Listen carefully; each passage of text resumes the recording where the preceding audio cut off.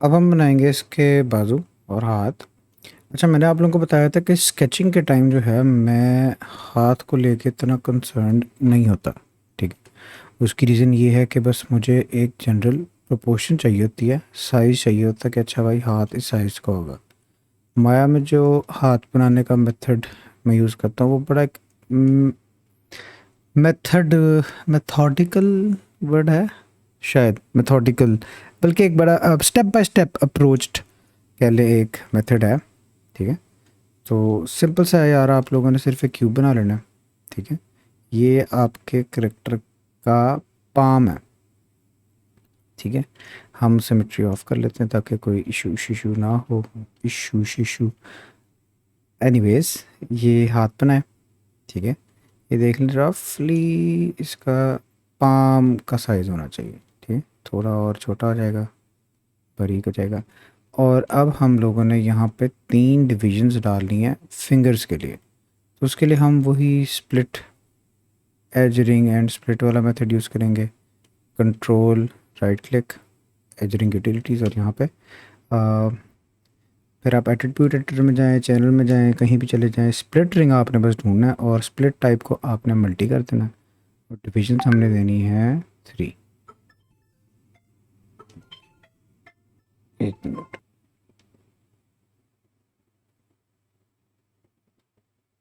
हम्म, अच्छा, तो 3 डिविजन्स दे दी आपने। ये हमने फिंगर के जो है वो स्लॉट्स बनाए हैं। एक चीज़ आप लोग ख्याल करें कि फिंगर जो हैं बराबर नहीं होती। ठीक है, मिडल फिंगर थोड़ी सी आगे होगी, ये थोड़ा सा पीछे होगा। ऐसी थोड़ी सी शेप आपके पाम की होती है। आप अपना पाम भी स्टडी करें। ठीक है, आपसे अच्छा रेफरेंस आपको नहीं मिलेगा। ये ना भी करें कोई इतना इशू नहीं होता, बड़ा नेग्लिजिबल सा डिफरेंस है, लेकिन डिफरेंस है। ठीक है, फिर लास्टली जो है हमने सिर्फ ये सिलेक्ट कर लेनी है चारों, और इनको आप ऐसे फॉरवर्ड एक्सट्रूड कर लें। टी दबाएं, और यहाँ पे आपने की फेसेस टुगेदर जो है इसको ऑफ कर देना है। क्यों हो रहा है? अच्छा, फिर ट्राई कर लेते हैं जी, ये सारे सिलेक्ट कर लें, extrude, keep faces together of, और ऐसे बाहर खींच लें। ये थोड़ा वियर्ड हो रहा है क्योंकि एक्सट्रूजन वैसे कंपोनेंट में होती है। ठीक है, लेकिन आप इसको डब्ल्यू दबाएंगे तो वो कैंसिल होकर मूव हो जाएगा। हम मूव कर लेते हैं, और आर दबाएं, स्केल करेंगे लेकिन कंपोनेंट में। तो कंपोनेंट में स्केल करें ताकि हम फिंगर जो है एंड से हमारी बारीक हो। और लास्टली अब जो है आपने फिंगर को उनके साइज़ के हिसाब से एडजस्ट कर लेना है। पिंकी देखें सबसे छोटी होती है, रिंग फिंगर उसके बाद है, मिडिल सबसे लंबी है। तो इस तरह आपने इसको एडजस्ट कर लेना है। 3 दबा के देख लें तो कुछ शेप जो है हाथ अब लेने लग गया। लास्टली जो है, लास्टली नहीं अभी बड़े स्टेप्स पड़े हैं यहाँ पे कॉर्ड डिवीजन डाल लें आप लोग। ठीक है, क्योंकि यहाँ से हमने थंब निकालना है, थोड़ा सा इससे ऊपर ही। फिंगर्स अभी इसलिए अच्छी नहीं लग रही क्योंकि आप देख सकते हैं ये हिस्सा जो है स्मूथ हो रहा है, और मुझे मेरे ख्याल से फिंगर की लेंथ भी जो है थोड़ी छोटी है। तो आप इसको थोड़ा सा एडजस्ट कर लें। और अब हम लोगों ने यूज़ करना है इंसर्ट मल्टी कट नहीं, इंसर्ट एज लूप टूल। ठीक है, और इसमें डिविजन्स हमने दे देनी है 2। रीसेट कर लेते हैं एक दफ़ा ताकि डिफ़ॉल्ट सेटिंग में अगर आप हैं तो फिर सेम सेटिंग हो। यहाँ पे मल्टीपल एज लूप सेलेक्ट करें और नंबर ऑफ़ एज लूप्स 2। अब उसके बाद आप इस एज पे ड्रैग करेंगे ना, जब तो आप देख सकते हैं कि ये दो हम सेगमेंट्स दे रहे हैं।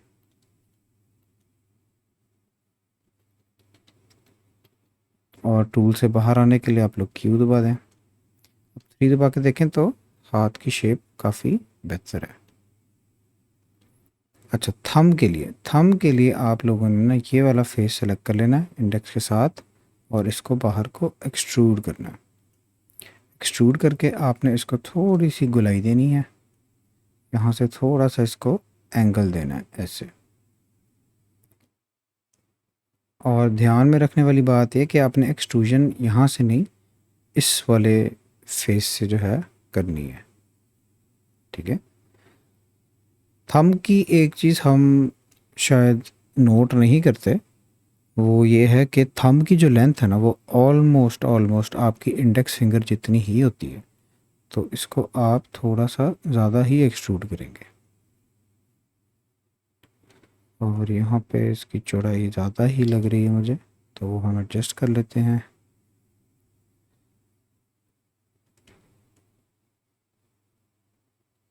और जिस तरह हमने फिंगर्स पे दो दो डिविजन्स दी हैं, थंब पे सिर्फ एक डिवीजन होगी।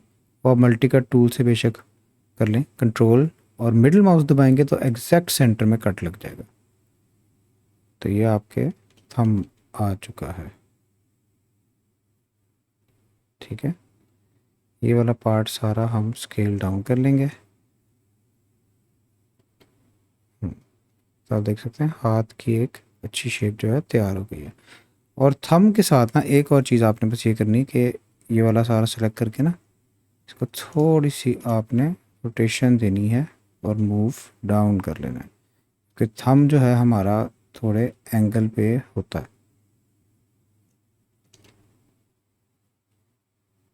तो ये हाथ की एक बेसिक अप्रोच है। बाकी देखें, आप मज़ीद डिटेल डालना चाहते हैं तो डाल लें। इसको चौड़ा करना है, पाम बनानी है, लेकिन वो मैं रेकमेंड नहीं करता कार्टून्स में, इसको सिंपल ही रखते हैं। तो आप देख सकते हैं हाथ जो है हम लोगों ने ये बना लिया है। एक फाइनल स्टेप रहता है हाथ का, और वो ये है कि आप ये सारी एज लूप्स जो है ना इनको सेलेक्ट कर लें और इनको हमने बेवल कर देना है। बेवल कर लें जी, दो सेगमेंट दे दें और डिस्टेंस बहुत ज़्यादा, आप फ्रैक्शन 0.1 0.5 कर लेते हैं, 0.2 कर लेते हैं, 0.25 कर लेते हैं, 0.3 कर लेते हैं। अब ठीक है। एक ऑप्शनल चीज़ है कि आप लोग ये वाले जो सेंटर वाला बॉटम एज है ना, इसको सिलेक्ट करके मूव अप भी कर सकते हैं ऐसे, ये डिटेल देने के लिए, लेकिन मुझे नहीं लगता ज़रूरत है, ऐसे ही ठीक है। इसको भी हम बेवल कर लेंगे, दो सेगमेंट दे देंगे और 0.25 डन। अब बारी आ जाती है करेक्टर के बाजू की। तो बाजू बहुत सिंपल है यार, सिंपल एक आप सिलेंडर क्रिएट कर लें। यहाँ पे देख लें कितनी साइड्स हैं, 1 2 3 4 5 6 7 8। अच्छा, मेरे पास ये एक टूल भी है माया के अंदर जिसके थ्रू आप इजीली जो है काउंट कर सकते हैं।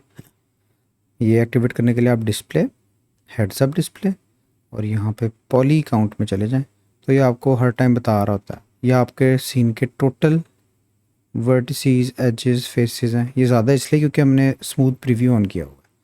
अभी मॉडल की डेंसिटी सिर्फ 4000 है, जो कि बहुत बहुत अच्छी है, ठीक है। और अगर आप लोग कोई एज लूप सेलेक्ट करते हैं तो ये आपको बताता है जी कि टोटल आपके सीन में इतनी वर्टिसेस हैं। ये जो मॉडल है, जिस तरह टी शर्ट हमने सेलेक्ट की हुई है, इसके अंदर टोटल इतनी है। और अगर ये हिस्सा मैंने सेलेक्ट किया तो इसके अंदर 8 एजेस जो हैं वो प्रेजेंट हैं। तो इसी के तहत हम लोग सिलेंडर क्रिएट कर लेंगे एक, और इसको हमने एग्जैक्टली 8 सब डिविजन्स ही देनी है। इसका बेनिफिट ये होता है कि आपका मॉडल जो है बड़ा कंसिस्टेंट सा होता है। जब आप स्मूथिंग करेंगे तो जो स्मूथिंग यहाँ पे परफॉर्म होगी उससे सिमिलर ही आपके बाजू पे परफॉर्म होगी। कोशिश किया करें कि जब इस तरह आप कोई चीज़ एक्सटेंड करें, जिस तरह बाजू से स्लीव से बाजू आ रहा है, तो सिमिलर ही उनका पॉली काउंट हो। इसको हम यहाँ पे प्लेस कर लेते हैं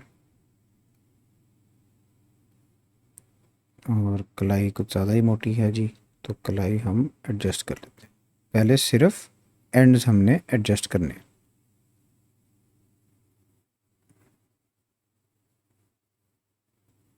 और अब इसके बाद हम लोग इसमें फर्दर डिटेल डालेंगे। एक सेंटर में एज लूप एल्बो के लिए, एक यहाँ पे एज लूप फोर आर्म के लिए, और एक यहाँ पे बेशक एज लूप दे दें आर्म के लिए, ठीक है। और अब हम इसको फाइन ट्यून कर लेते हैं।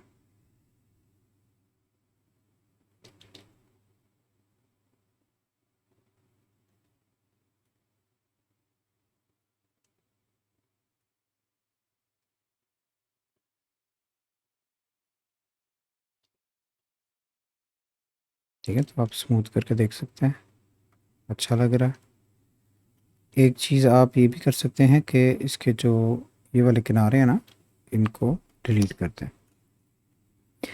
अगर आप नहीं डिलीट करते ना तो आप देखें ये स्मूथिंग का हिस्सा बन जाते हैं, और अगर आप डिलीट कर देते तो यहाँ पे कोई स्मूथिंग नहीं होती, क्योंकि यहाँ पे कोई फेस इन्फॉर्मेशन ही नहीं है भाई स्मूथ होने के लिए। तो ये वाली साइड डिलीट कर दिया करें। हाथ भी हमने ये साइड डिलीट कर देनी है, क्योंकि यहाँ पे हमने हाथ कनेक्ट करना है। सॉरी। अच्छा, एक चीज़ मैं देख रहा हूँ कि बाजू जो है बाहर आ रहा है, तो इसको आप ऊपर मूव कर लें थोड़ा सा। और अब बारी रहेगी सिर्फ इसको और हाथ को कनेक्ट करने की। तो पहले हम इनको स्किन से मिलता जुलता मटेरियल दे देते हैं, बल्कि स्किन का ही मटेरियल देंगे। तो स्किन आप दे दें, ठीक है। और यहाँ पे अब हमने इनको आपस में कनेक्ट करना है। कनेक्ट करना बहुत सिंपल है भाई। पहले आप इसको प्लेस कर लें। थंब आप देख सकते हैं थोड़ा और नीचे आएगा, तो इसको थोड़ा सा एडजस्ट कर लेते हैं। सॉफ्ट सिलेक्शन थोड़ा सा ये,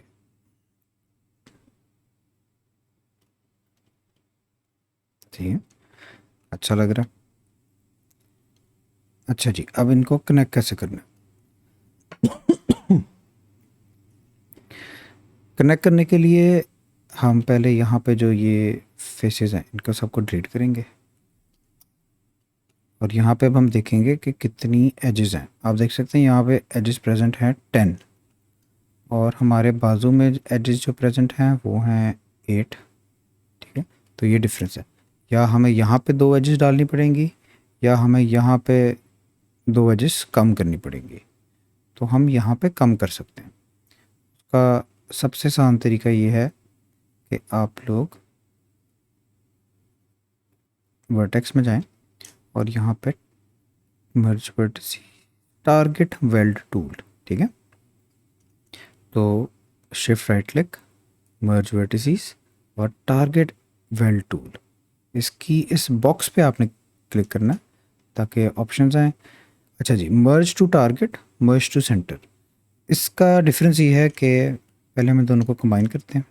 कंबाइन करना लाजमी है, वरना आप मर्ज नहीं कर सकते। कंबाइन कर लिया। अब हम लोग जाएंगे दोबारा से टारगेट वेल टूल में जी, और मैं आपको सेटिंग जो है समझा देता हूँ। टारगेट ये होता है कि मैंने यहाँ पे क्लिक किया और यहाँ पे छोड़ा, तो ये टारगेट था और वो वहाँ पे मर्ज हुआ। सेंटर होता है कि अगर मैं यहाँ पे क्लिक कर रहा हूँ और यहाँ पे कर रहा हूँ, तो वो इन दोनों के सेंटर में जो है मर्ज कर देगा। हमें टारगेट चाहिए, तो आप लोग यहाँ पे टारगेट वेल टूल, इसको टारगेट कर दें। और देखें ये टॉप में आप 3 वर्टिसेस देख रहे हैं, इस वाले को मिडिल में कर दें। ये भी सिलेक्ट हुआ हुआ है वर्टिसेस टारगेट वेल टूल, हाँ जी। इस वाले को सेंटर में, इसको भी सेंटर में, और सेम हमने बॉटम में करना है। इस वाले को सेंटर में, इसको भी सेंटर में। अब इससे हुआ क्या है कि ट्रायंगल्स तो क्रिएट हुए हैं, लेकिन उसका इतना इशू नहीं है, क्योंकि जो डेफॉर्मेशन है या इसने हाथ ने मूव होना है वो यहाँ कलाई में होना, इस हिस्से में नहीं होना। तो इसका कोई इतना मसला नहीं है। लेकिन अगर आप यहाँ पे अब एजेस चेक करें, तो भाई ये तो 6 हो गई हैं। 6 वाला तो इशू है। एक मिनट, अगर हम अंडू करें तो अब देखें, अब 8 है। अच्छा ठीक है, आपने सॉरी एक साइड पे ही सिर्फ मर्ज करना, ठीक है, ताकि 8 हो जाए। बॉटम में कर लें, टॉप पे कर लें, मैं जो है बॉटम में कर लेता हूँ ताकि टॉप हमारा अच्छा लगे। टोपोलॉजी वाइज इतना कोई डिफरेंस नहीं है, बस मेरी अपनी एक प्रेफरेंस है, उसके लिए कर रहा हूँ। बाकी आप वर्टेक्स में जाएं, दोबारा टारगेट वेल्ड, ये ऐसे मर्ज कर दें। अब देख सकते हैं आप कि 8 इधर हैं, 8 इधर हैं, दोनों को सिलेक्ट कर लें और इसको अब हम ब्रिज कर लेंगे। ठीक है, ब्रिज थोड़ा सा वियर्ड हो रहा है, तो आपने ब्रिज ऑफसेट चेक कर लेना है। हम देख सकते हैं, मैं चाह रहा हूँ ये इसके साथ कनेक्ट हो, ये इसके साथ हो, लेकिन वो एक एक साइड पे हो रहा है। ये वाला साइड वाले के साथ हो रहा है, ये भी साइड वाले के साथ हो रहा है। तो ब्रिज ऑफसेट आप देख सकते हैं, इसको एडजस्ट कर लेते हैं। 1 किया तो देखें अब ठीक हो गया, और ये अब अच्छे से कनेक्ट हो गए। ठीक है, यहाँ पे थोड़ा सा इशू आ रहा है, तो आप बेशक ये वाला साइड सेलेक्ट करके यहाँ पे एडिट एज फ्लो दबा दें। इधर भी कुछ ज़्यादा ही स्ट्रेच हो रहा है, तो एक काम करते हैं, यहाँ सेंटर में पहले एक मल्टी कट डालते हैं। अब इसको एडिट एज फ्लो ट्राई करते हैं, अभी भी भाई सिमिलर ही रिज़ल्ट है।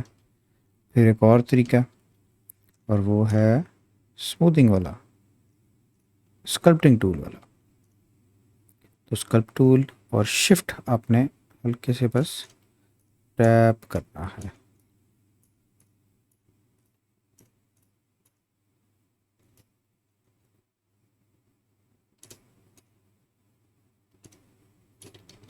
अच्छा, ब्रश की स्ट्रेंथ कुछ ज़्यादा ही लग रही है मुझे, तो शिफ्ट स्मूथिंग टूल की जो सेटिंग एडजस्ट करने के लिए आपको पहले स्मूथ ब्रश सेलेक्ट करना पड़ेगा। वो है ये वाला, हाँ ये सेलेक्ट करें। उसके बाद वही हमने एम होल्ड करना है, इसको ड्रैग कर लेना है यहाँ पे। अब आप लोग स्मूथिंग ट्राई करेंगे तो उसकी इतनी स्ट्रेंथ नहीं होगी।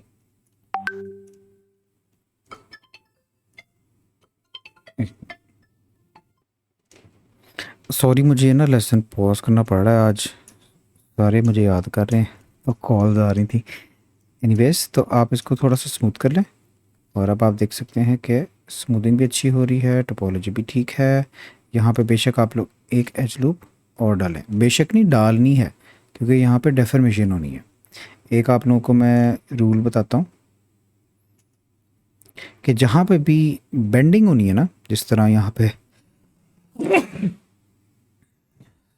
सॉरी, हाँ जी, जहाँ पे जिस तरह रिस्ट में आप देख सकते हैं कि मूवमेंट होगी, आप फिंगर्स में देख सकते हैं जी कि मूवमेंट होगी, एल्बो में मूवमेंट होगी, तो वहाँ पे आप लोगों ने एट लीस्ट भी जो है ना 3 एज लूप्स देनी है।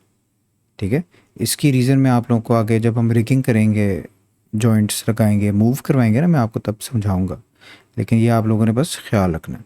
जिस तरह आप देख सकते हैं यहाँ शोल्डर था, तो मैंने यहाँ पे और यहाँ पे जो एज लूप डाली थी, उसकी रीज़न यही थी कि यहाँ पे एटलीस्ट 3 लूप्स हों।